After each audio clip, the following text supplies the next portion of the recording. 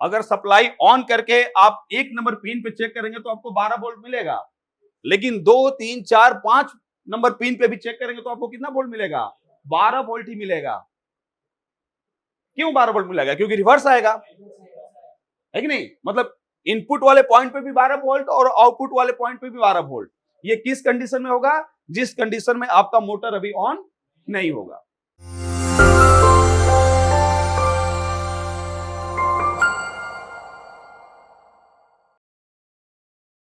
Hi friends, Multitech के live class में आज आप लोग का स्वागत है। और मैं आज एसी पीसीबी के रिपेयरिंग के क्लास में हूं। जो ये बैच है शाम को 4 से 6 वाला बैच जो अभी नया बना है, और ये बैच लगभग कितने दिन से चल रहा है आप लोग का? ये बैच 4 दिन से, मतलब आज इस बैच का चौथा दिन है। और इसमें हमारा जो टॉपिक चल रहा है वो सेक्शन के आइडेंटिफिकेशन का, जिसमें हमारा लिनियर पावर सप्लाई हो चुका है और आपका रेगुलेटर सेक्शन हो चुका है। उसके बाद एमसीयू पे कौन सी सप्लाई जाती है और बाइपोलर आईसी क्या होती है और उसमें कहां से सप्लाई जाती है, यहां तक हमने सीख लिया है। अब आज जो हमारे क्लास का टॉपिक है वो टॉपिक है स्विंग मोटर। स्विंग मोटर आप लोग को पता होगा कि एसी नॉन इन्वर्टर हो या इन्वर्टर हो या विंडो हो या स्लिप हो, उसमें स्विंग मोटर लगा होता है। स्विंग मोटर का काम इसमें बहुत लोग को पता भी होगा कि स्विंग मोटर किस काम के लिए लगता है। कितने लोग को पता है स्विंग मोटर किस काम के लिए लगता है? काम क्या करता है? हाँ, मतलब कि एसी से जो एयर निकलता है उस एयर का डायरेक्शन क्या करता है? चेंज करता है। डायरेक्शन चेंज करने से फायदा ये होता है कि जो रूम होता है, रूम का चारों एरिया जो होता है जल्दी क्या होता है? ठंडा होता है।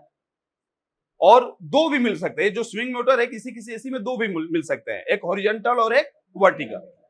जो फ्लैप को एक हॉरिजॉन्टल करेगा और एक वर्टिकल करेगा। तो ये जो स्विंग मोटर हमारे पीसीबी में मिलेगा ये दो टाइप का मिल सकता है। एक एसी स्विंग मोटर होता है और एक डीसी। एसी स्विंग मोटर जो होता है उसमें दो केबल निकले रहते हैं, वो डायरेक्ट किससे चलता है? एसी से। और उसके लिए आपके पीसीबी में रिले का यूज किया जाता है। लेकिन ये स्विंग मोटर जब डीसी मोटर होता है तो इसको ऑपरेट करने के लिए एमसीयू ऑपरेट करती है और वो कमांड किसको देती है? बाइपोलर आईसी को। तो डीसी स्विंग मोटर हमारे सर्किट में कैसे पहचानेंगे कि इसमें डीसी स्विंग मोटर लगा है?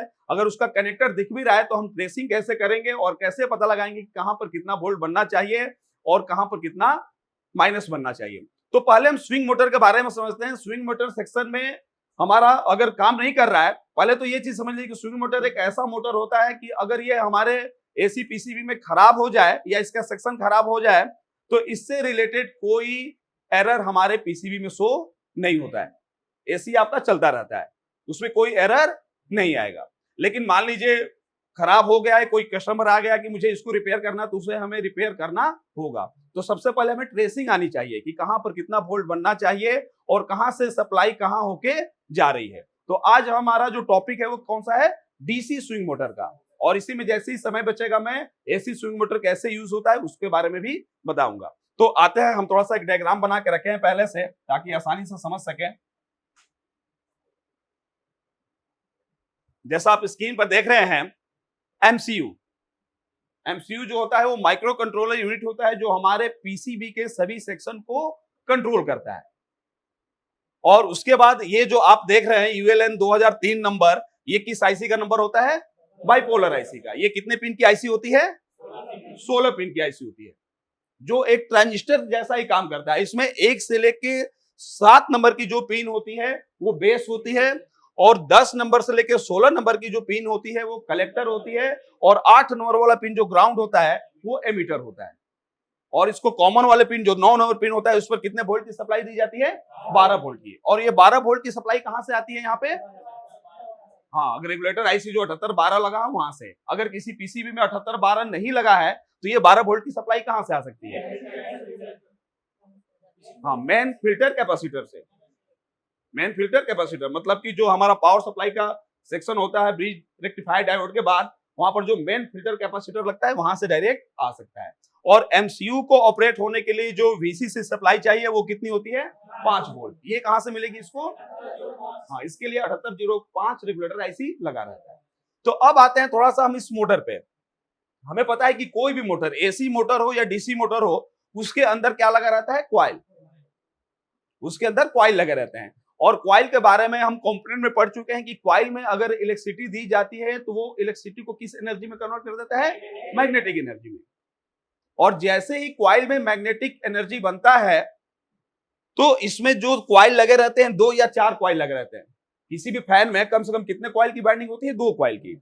और उसमें मैग्नेटिक फील्ड इस तरीके से बनता है कि जहां पहले का नॉर्थ बनेगा वही दूसरे का नॉर्थ बनेगा, नॉर्थ साउथ बनेगा तो उसमें तो अट्रैक्शन होता है। नॉर्थ नॉर्थ और साउथ साउथ जब एक दूसरे के सामने बनता है मैग्नेटिक फील्ड तो एक दूसरे को क्या करता है, धक्का देता है, जिससे मोटर क्या होने लगता है, घूमने लगता है। तो जो हमारा स्विंग मोटर होता है, डीसी स्विंग मोटर, उसके अंदर कितने कॉइल लगे रहते हैं, 4 कॉइल। जैसा कि आप यहां देख रहे हैं, आपको 4 कॉइल दिख रहा है। ये मान लीजिए L1 हो गया, ये L2 हो गया, ये आपका L3 और ये हो गया L4। ये 4 कॉइल आपको दिख रहे हैं। इसमें होता क्या है कि ये जो बीच वाला जंक्शन दिख रहा है, यहां पर 12 वोल्ट की सप्लाई दे दी जाती है। 12 वोल्ट की सप्लाई। ये 12 वोल्ट की सप्लाई कहां से आ सकती है, हाँ, या तो 7812 से आ सकता है या मेन फिल्टर कैपेसिटर से। तो वो सप्लाई आपका बाइपोलर आईसी पे आता है, किस नंबर पिन पे, 9 नंबर पिन पे।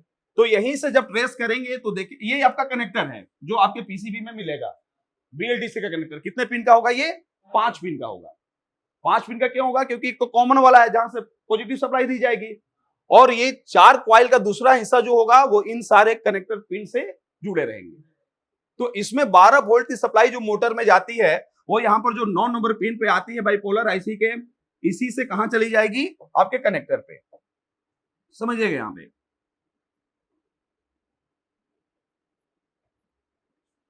कनेक्टर के 1 नंबर पिन पे चली गई, कितना वोल्ट चला गया यहाँ, 12। मतलब कि ये जो लाइन है, इस लाइन के थ्रू आपके मोटर के अंदर कितना वोल्ट चला गया, 12 वोल्ट डीसी।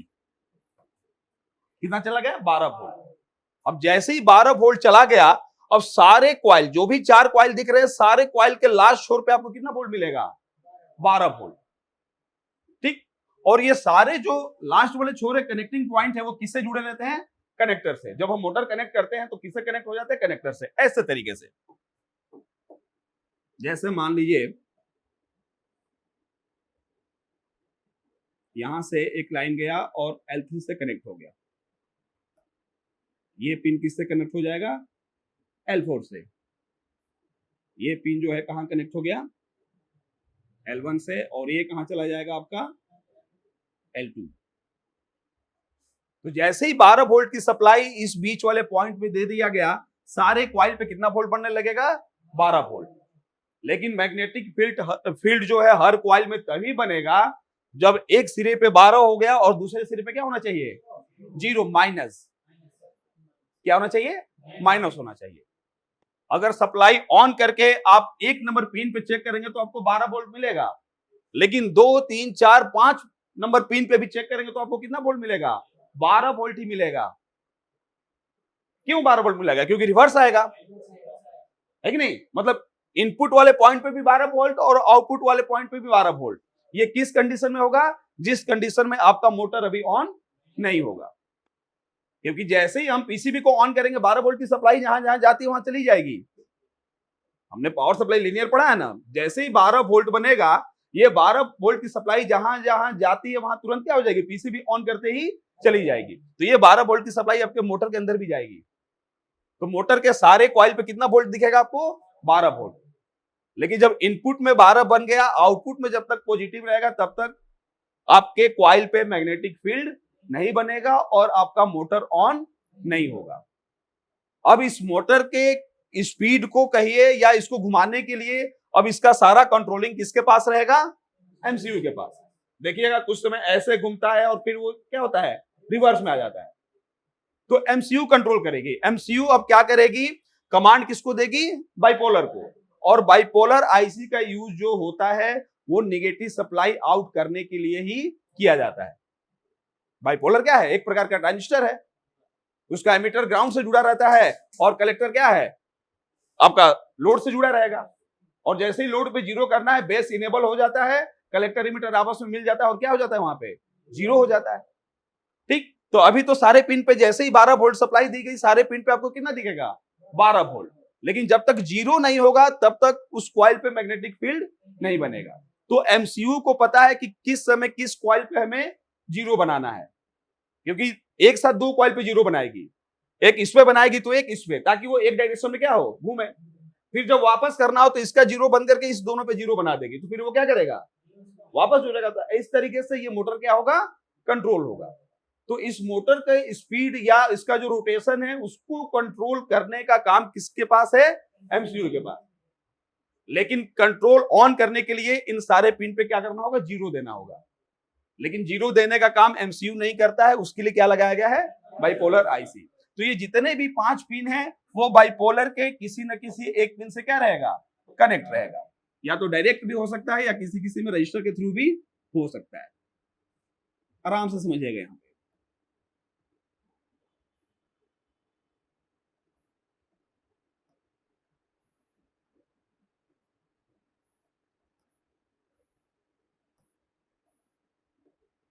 ठीक। और बाइपोलर आईसी के बारे में मैंने ये भी बताया था कि 1 से लेके 7 नंबर के पिन जो होती है वो क्या होती है, बेस। ये क्या हो जाती है, बेस। और ठीक उसके सामने वाला उसी ट्रांजिस्टर का क्या होता है, कलेक्टर होता है। जैसे ही एमसीयू से जो बेस इनेबल होगा, ठीक उसके सामने वाली कलेक्टर पिन क्या होती है, ग्राउंड से जुड़ जाती है, और वो क्या हो जाता है, जीरो। ठीक उसके सामने वाला। बात समझ में आ रहा है। अब मान लीजिए हमें L1 और L3 में क्या करना है, सप्लाई देना है। मान लीजिए एमसीयू क्या करेगी, L1 और L3 को ऑपरेट करेगी, तो जीरो कहां करेगी, L1 वाले पे और L3 वाले पे। तो L1 वाला कहां आया है, 4 नंबर पे आया है, और L3 वाला कहां आया है, 2 नंबर पे। तो 2 नंबर और 4 नंबर वाले पिन को क्या करना है, जीरो करना है। तो उस समय एमसीयू क्या करेगी, किस पिन को जीरो करेगी, तो ये जो 2 और 4 नंबर जुड़े हैं उस पे क्या करेगी, उसका बेस इनेबल करेगी, 2 और 4 का। जैसे ही 2 और 4 वाला बेस इनेबल होगा, तुरंत वहां पे क्या हो जाएगा, जीरो, क्योंकि ग्राउंड से जुड़ जाएगा। तो एक तरफ प्लस हो गया और दूसरी तरफ क्या हो जाएगा, जीरो हो जाएगा, और वहां मैग्नेटिक फील्ड बनेगा और मोटर जो है चलना स्टार्ट हो जाएगा। जैसे ही एक रोटेशन जाएगा, अब उसको रोक के वापस भी लाना है, तो तुरंत इसके जीरो वाले जो सप्लाई दी थी उसको रोक देगी, फिर दूसरे पे क्या कर देगी, दूसरे को जीरो कर देगी। तो ये काम जो है वो किसका है, माइक्रो कंट्रोलर आईसी का। लेकिन वो किसके द्वारा कराएगी, बाइपोलर आईसी। बात समझ में आ रहा है। इस तरीके से तो इसको चेक करना होगा। अगर मोटर मान लीजिए खराब हो गया है, तो सबसे पहले हमें क्या चेक करना होगा, मोटर चेक करना होगा। मान लीजिए आपके पास कोई पीसीबी आ गया है जिसमें ये मोटर जो है काम नहीं कर रहा है, तो आपके पास ओके कंडीशन में मोटर होने चाहिए। सबसे पहले हम क्या करेंगे, इस कनेक्टर में दूसरा मोटर डाल के चेक कर लेंगे। अगर दूसरा मोटर चल गया तब तो फॉल्ट किसमें था, मोटर में। अगर दूसरा भी नहीं चल रहा है, इसका मतलब मोटर ओके है। अब हमारा फॉल्ट किसमें हो सकता है, बाइपोलर आईसी में। बाइपोलर आईसी में तो हम देखेंगे कि जो आपका यहाँ इधर कौन सा है, कलेक्टर वाला पॉइंट है, तो यहाँ तो 12 वोल्ट सब पे मिलेगा। लेकिन देखेंगे कि जब ये कमांड दे रही है तो जीरो हो रहा है कि नहीं हो रहा है। कोई ना कोई पिन जीरो होना चाहिए। अगर जीरो नहीं हो रहा है, इसका मतलब कि बाइपोलर आईसी को हमें क्या करना होगा, चेंज करना होगा। तो जो आपका डीसी स्विंग मोटर यूज होता है पीसीबी में, उसको ऑपरेट करने के लिए अलग से क्या लगता है, बाइपोलर आईसी। किसी किसी सर्किट में 2 मिलेगा डीसी मोटर, एक वर्टिकल के लिए और एक हॉरिजॉन्टल के लिए। तो वहां पर देखेंगे 2 कनेक्टर है 5-5 पिन का, और दोनों को ऑपरेट करने के लिए कितने बाइपोलर मिलेंगे आपको, 2 बाइपोलर। बात समझ गए। तो इसी चीज को हमें क्या करना है, आगे ट्रेस करना है। ट्रेसिंग के लिए सबसे पहले क्या ट्रेस करना होगा, देखिए किसी भी सेक्शन की ट्रेसिंग हम रिवर्स में करते हैं। किसी भी सेक्शन की टेस्टिंग जो करना है, कहां से करना है, रिवर्स से। क्योंकि रिवर्स से जो ट्रेस करेंगे वो क्या होगा, एक्यूरेट होगा। हमें इधर से थोड़ी पता है कि कौन सा इस पे जा रहा है, कौन सा उसके आगे उस पे जाएगा।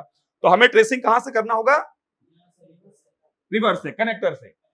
सबसे पहले हम पीसीबी में देखेंगे 5 पिन वाला कनेक्टर कौन सा है। लिखा भी रहता है स्विंग मोटर या लोअर मोटर, ऑसिलेटर मोटर या स्टेपर मोटर, वहां पे लिखा भी रहता है।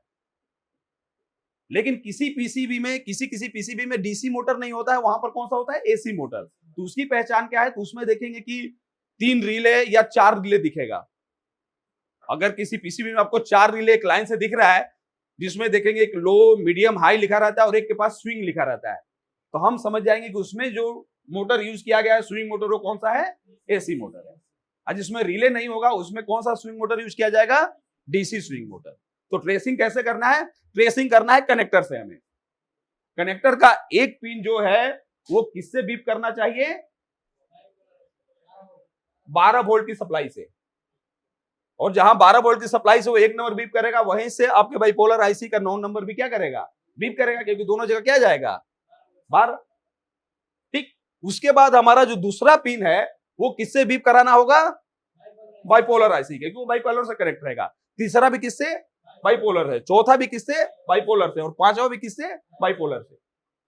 ये आउटसाइड वाला एरिया हो गया। फिर हम कहां जाएंगे, इनपुट में, और देखेंगे कि जो पिन बीप कर रहा था कनेक्टर का, ठीक उसके सामने वाला पिन जो है वो एमसीयू तक जा रहा है कि नहीं जा रहा है। अगर रजिस्टर है तो रजिस्टर को भी ढूंढना है, क्योंकि रजिस्टर भी क्या हो सकता है, अगर रजिस्टर लगा हो तो रजिस्टर भी खराब हो सकते हैं। तो पहले हमें क्या करना होगा, ट्रेस करना होगा, क्योंकि जब तक हम ट्रेसिंग नहीं करेंगे तब तक हम वोल्टेज कहां चेक करेंगे। जब हमें मालूम चल जाएगा कि ये जो कलेक्टर वाला पिन है वो आपका किससे कनेक्ट है, इससे, तो हम इस वाले पिन पे देखेंगे कि सिग्नल आ रहा है कि नहीं आ रहा है। ये जो सिग्नल आएगा कितने वोल्ट तक का रहेगा, 1 वोल्ट से लेके 5 वोल्ट का रहेगा। हम मान लीजिए वो सिग्नल आ ही नहीं रहा है तो आपका मोटर काम नहीं करेगा। तो जब तक हम ट्रेस नहीं करेंगे, हमें एक्यूरेट पिन पता नहीं रहेगा, तब तक हम वोल्टेज या सप्लाई चेक नहीं कर सकते। तो सबसे मेन रोल किसका होता है, ट्रेसिंग का। अगर आपको ट्रेसिंग करना आ गया तो किसी भी कंपनी का बोर्ड हो, चाहे किसी भी तरीके से उस सेक्शन का डिजाइन किया हो, आप उसको रिपेयर कर सकते हैं। तो हम अगला जो ट्रेसिंग करने जा रहे हैं वो किस सेक्शन का करेंगे, डीसी स्विंग मोटर का। तो आप लोग के पास बोर्ड है, बोर्ड उठाइए और पहचानिए कनेक्टर कौन सा देखना है, 5 पिन वाला कनेक्टर देखना है। 5 पिन वाला जिसमें 4 रिले 9 हो, उसमें हमें क्या करना है, 5 पिन का कनेक्टर देखना है।